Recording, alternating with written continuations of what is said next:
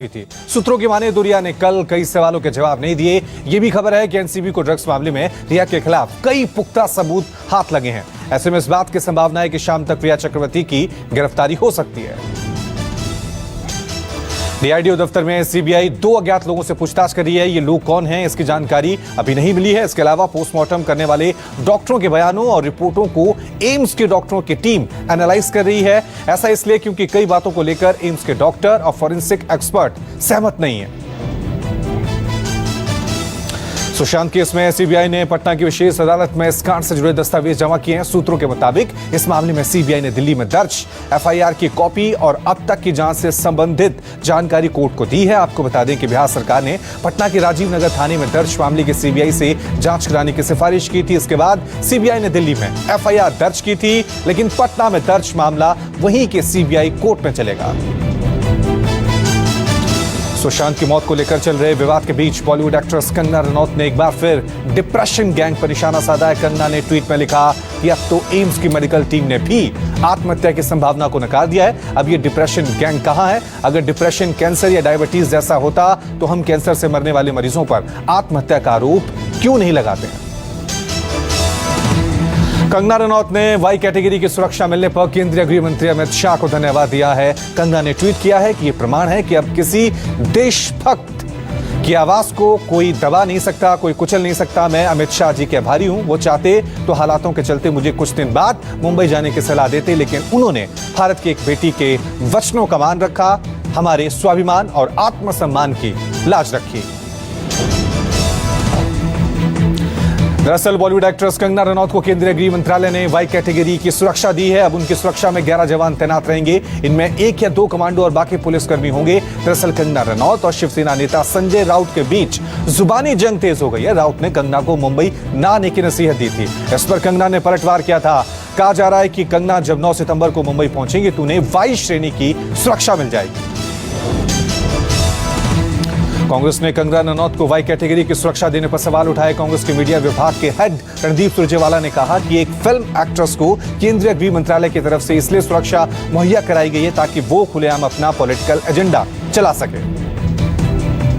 राष्ट्रीय राजपूत करणी सेना ने कंगना रनौत को सुरक्षा देने का ऐलान किया है। करणी सेना की महाराष्ट्र यूनिट ने कहा कि उनकी टीम 9 सितंबर को कंगना रनौत को मुंबई एयरपोर्ट से पूरी सुरक्षा में उनके घर पहुंचाएंगे।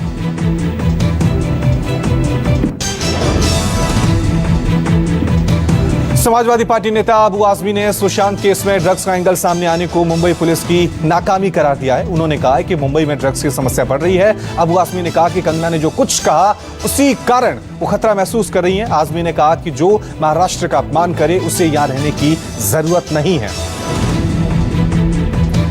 बिहार में चुनावी सरगर्मी तेज हो गई है। आज राज्य के मुख्यमंत्री नीतीश कुमार ने वर्चुअल रैली कर जेडीयू का चुनाव अभियान की विधिवत शुरुआत कर दी है। पार्टी का दावा है कि वर्चुअल रैली में लाखों कार्यकर्ताओं ने ऑनलाइन शिरकत की। पीएम नरेंद्र मोदी ने आज राष्ट्रपति रामनाथ कोविंद के साथ राष्ट्रीय शिक्षा नीति पर राज्यपालों के सम्मेलन को संबोधित किया। पीएम मोदी ने कहा कि यह सरकार की नहीं बल्कि देश की शिक्षा नीति है। पीएम मोदी ने शिक्षा नीति पर न्यू इंडिया का रोड मैप भी दिया। उन्होंने कहा कि देश के लक्ष्यों को शिक्षा नीति और व्यवस्था के जरिए पूरा किया जा सकेगा। पीएम ने कहा कि शिक्षा नीति में सरकार का दखल कम होना चाहिए। यूपी के सीएम योगी आदित्यनाथ ने कुशीनगर के निर्माणाधीन अंतर्राष्ट्रीय एयरपोर्ट का निरीक्षण किया। जिले के दौरे पर पहुंचे सीएम योगी ने अधिकारियों के साथ समीक्षा बैठक की। उन्होंने क्षेत्र में चल रहे विकास कामों की प्रगति के बारे में भी जानकारी ली। सुप्रीम कोर्ट की आपराधिक अवमानना के दोषी और सजा पाए वकील प्रशांत भूषण के खिलाफ बार काउंसिल ऑफ इंडिया ने जांच करने का फैसला किया है। बार काउंसिल जांच करेगा कि वकील भूषण का आचरण वकालत करने के तय मानक के मुताबिक था या नहीं। वकीलों के सर्वोच्च संस्था ने बार काउंसिल ऑफ दिल्ली को मामला देखने का निर्देश दिया है। 5 महीने से सैलरी ना मिलने के विरोध में आज एमसीडी के कर्मचारी धरने पर बैठे। इस दौरान बीजेपी और आम आदमी पार्टी भी आमने सामने आ गई। दरअसल एमसीडी से सैलरी देने की मांग पर जहां आम आदमी पार्टी प्रोटेस्ट करती रही, वहीं दूसरी तरफ बीजेपी ने भी वहां पर मोर्चा संभाल लिया। बीजेपी ने सैलरी संकट के लिए दिल्ली की आम आदमी पार्टी सरकार को जिम्मेदार ठहराया। हालांकि सैलरी ना मिलने के कारण विरोध प्रदर्शन कर रहे कर्मचारियों का कहना है कि ये सब अपना पॉलिटिकल एजेंडा सेट कर रहे हैं। हड़ताली कर्मचारियों का कहना था कि जब तक उनको तनख्वाह नहीं मिलती धरना प्रदर्शन जारी रहेगा। 29-30 अगस्त को लद्दाख में चीन से झड़प में शहीद हुए स्पेशल फ्रंटियर फोर्स के officer company leader Nyama Tenzing को आज अंतिम विदाई दी गई। शहीद तेनजिंग का पूरे सैन्य सम्मान के साथ अंतिम संस्कार किया गया। उन्हें आखिरी सलाम करने के लिए जन सैलाब उमड़ा। तिब्बती नागरिकों से लैस 7 विकास बटालियन से जुड़ी कंपनी लीडर तेनजिंग ने 33 साल तक भारतीय सेना की सेवा की। चुशूल के ब्लैक टॉप में सीमा की रक्षा के दौरान वो शहीद हो गए थे। शहीद तेनजिंग के अंतिम संस्कार में भारतीय जनता पार्टी के राष्ट्रीय महासचिव राम माधव भी मौजूद थे। अंतिम संस्कार के बाद राम माधव ने ट्वीट किया और कहा कि एक तिब्बती जिन्होंने अपनी जिंदगी लद्दाख में हमारी सीमाओं की रक्षा के लिए कुर्बान कर दी। देश में कोरोना मरीजों की संख्या 42 लाख के पार पहुंच गई है। देश में कोरोना फुल स्पीड से आगे बढ़ रहा है। कोरोना का आंकड़ा 42 लाख के पार जा पहुंचा है। कोरोना से अब तक 71,000 से ज्यादा मरीजों की मौत हो चुकी है। राहत की बात यह है कि 32 लाख से ज्यादा मरीज कोरोना को मात दे चुके हैं, जबकि देश में 8,82,000 के करीब एक्टिव केस हैं। महाराष्ट्र में कोरोना कम होने का नाम नहीं ले रहा है। राज्य में नए कोरोना मरीजों की संख्या ने अब तक सारे रिकॉर्ड तोड़ दिए। यहां 24 घंटे में 23,000 से ज्यादा नए मरीजों के मिलने से चिंता बढ़ गई है, जबकि 328 लोगों की मौत हो गई है। राज्य में अब संक्रमितों का आंकड़ा बढ़कर 8,83,862 तक पहुंच गया है। दिल्ली में कोरोना के मरीजों की संख्या में बढ़ोतरी देखने को मिल रही है। पिछले 24 घंटे में 3,460 लोग कोरोना संक्रमित हुए, जबकि 29 लोगों की मौत हुई है। दिल्ली में अब कोरोना से संक्रमितों का आंकड़ा 1,91,449 हो गया है। दिल्ली में इस खतरनाक वायरस से 4,567 लोगों की जान चली गई है। यूपी में कोरोना के मामले रोज नए रिकॉर्ड बना रहे हैं। पिछले कई दिनों से ज्यादा केस की पुष्टि हो रही है। राज्य में 6,777 नए लोगों में कोविड-19 पाया गया है। ये एक दिन में मिले अब तक का सर्वाधिक आंकड़ा है। आपको बता दें कि इससे पहले 30 अगस्त को एक दिन में सबसे अधिक 6,233 नए मामले सामने आए थे। बिहार में कोरोना का कहर बदस्तूर जारी है। पिछले 24 घंटे में 1,797 लोग कोरोना संक्रमित हुए। राज्य में अब संक्रमितों का आंकड़ा बढ़कर 1,47,658 हो गया है। वहीं राज्य के 2 जिले पटना और अररिया में 24 घंटे में सैकड़ों संक्रमित केस मिले, जिसमें पटना में सर्वाधिक 215 और अररिया में 151 नए संक्रमितों की पहचान की गई है। कोरोना से बचाव के लिए आप और हम जो डिसइंफेक्शन टनल का इस्तेमाल करते हैं, उसका इस्तेमाल सही नहीं है। केंद्र सरकार ने सुप्रीम कोर्ट में यह हलफनामा दिया है।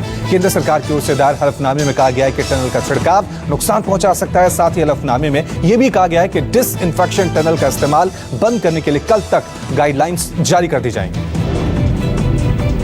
कोरोना मामलों में ब्राजील को पीछे छोड़ा गया। कोरोना की लिस्ट में भारत के दूसरे पायदान पर आने के बाद कांग्रेस के रणदीप सुरजेवाला ने प्रेस कॉन्फ्रेंस कर मोदी सरकार पर हमला बोला है। उन्होंने कहा कि प्रधानमंत्री नरेंद्र मोदी ने देश में कोरोना की लड़ाई के लिए 21 दिनों की बात की थी, लेकिन आज 166 दिन बीत जाने पर भी देश कोरोना का महाभारत देख रहा है। लेकिन सेनापति नदारद हैं। नेतृत्व की इस विफलता का मोदी जी जवाब दें। देश को बताएं कि कोरोना पर नियंत्रण कैसे पाया जाएगा। कोरोना से हो रही बेतहाशा मौतों पर कैसे नियंत्रण होगा। डूबती अर्थव्यवस्था को कैसे उबारेंगे। क्या कोई हल है या फिर भगवान को इल्जाम देते रहेंगे। वहीं केंद्रीय मंत्री पीयूष गोयल ने भारतीय ऑटोमोटिव उपकरण निर्माता संघ यानी ACMA के 60वें वार्षिक समारोह में कहा कि ऑटोमोटिव निर्माताओं ने पिछले कुछ साल में अच्छी तरक्की की है और खुद को विश्व स्तर पर प्रतिस्पर्धी बनाया है। उन्होंने कहा कि उद्योग अब भविष्य के लिए तैयार है और कोविड के बाद के समय की दुनिया में फिर से अपना परचम लहराएगा। कांग्रेस नेता राहुल गांधी ने मोदी सरकार के खिलाफ फिर मोर्चा खोल दिया। राहुल ने जीएसटी को आर्थिक सर्वनाश बताया है। उन्होंने सरकार पर हमला बोलते हुए कहा कि जीडीपी में गिरावट का बड़ा कारण मोदी सरकार का गब्बर सिंह टैक्स है।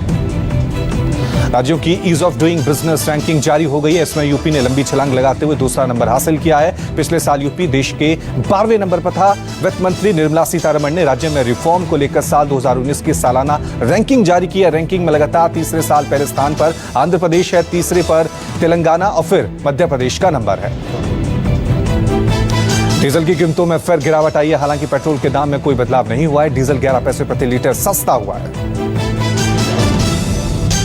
एसबीआई ने गोल्ड लोन की ब्याज दर में कटौती की है। अब 7.5% ब्याज पर 50 लाख तक का पर्सनल गोल्ड लोन मिलेगा। कोरोना काल में ओयो इंडिया के कर्मचारियों को बड़ा झटका लगा। जबरन छुट्टी या खुद से नौकरी छोड़ने का प्रस्ताव है। घाटे से उबरने के लिए टेलीकॉम कंपनी वोडाफोन आइडिया ने नया प्लान बनाया है। कंपनी की योजना इक्विटी और लोन के रूप में भारी रकम जुटाने का है। दूरसंचार कंपनी BSNL ने भी खर्चों में कटौती का आदेश दिया। इसके बाद करीब 20,000 कर्मचारियों की नौकरी पर तलवार लटक रही है।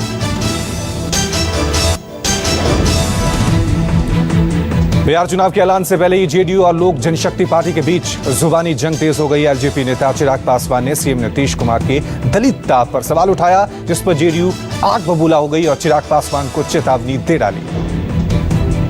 बीजेपी अध्यक्ष जेपी नड्डा ने आज झारखंड की हेमंत सोरेन सरकार पर निशाना साधते हुए आरोप लगाया कि राज्य में एक बार फिर नक्सलवाद और उग्रवाद पैर पसारने लगे हैं और कानून व्यवस्था की स्थिति पूरी तरह चरमरा गई है। आज से राजधानी दिल्ली में मेट्रो सेवा शुरू हो गई। करीब 5 महीने बाद दिल्ली में आज से मेट्रो शुरू की गई, लेकिन आज से सिर्फ येलो लाइन पर मेट्रो शुरू हुई है। दिल्ली मेट्रो आज से 3 चरणों में अपनी सेवाएं देंगी। पहले फेज में मेट्रो सुबह 7 से 11 बजे तक 4 घंटे और शाम को 4 बजे से रात 8 बजे तक चलेगी। दिन में कुल 8 घंटे मेट्रो चलेगी। दूसरे फेज में सुबह 7 से दोपहर 1 बजे तक और शाम 4 बजे से रात 10 बजे तक मेट्रो चलेगी।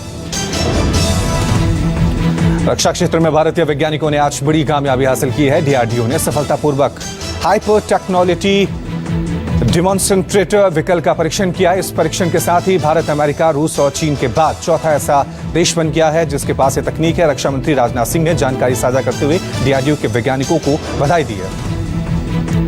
वोडाफोन आइडिया एक नए ब्रांड नेम के साथ अब उपलब्ध होगा। अब इसे V1 यानी वी कहा जाएगा।